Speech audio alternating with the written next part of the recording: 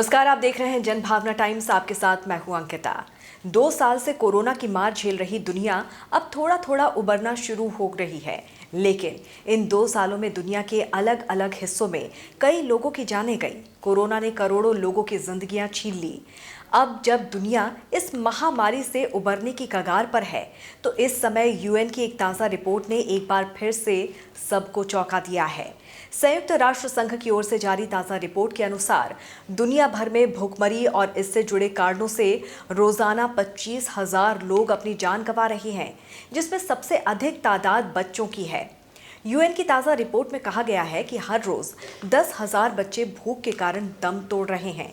वहीं रिपोर्ट में दुनिया भर में लगभग 854 मिलियन लोगों के कुपोषित होने का अनुमान लगाया गया है। रिपोर्ट में ऐसा अनुमान लगाया गया है कि खाद्य पदार्थों की तेजी से बढ़ती कीमतों के कारण ये संख्या जल्द ही 100 मिलियन के आंकड़े को छू लेगी।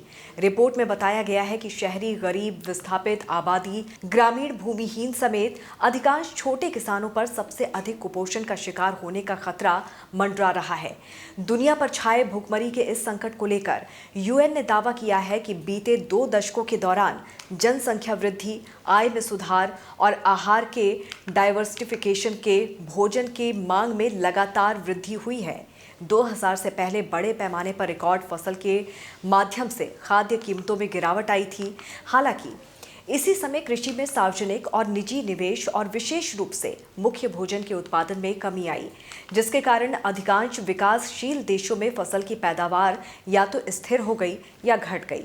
रिपोर्ट में खाद्य पदार्थों की कीमतों में आई तेजी के पीछे का एक अन्य कारण शहरीकरण के लिए कृषि भूमि को गैर कृषि उपयोगों में परिवर्तित करने की होड़ को बताया गया है। परिणाम स्वरूप कम खाद्य कीमतों ने किसानों को वैकल्पिक खाद्य और गैर खाद्य फसलों में स्थानांतरित करने के लिए प्रोत्साहित किया।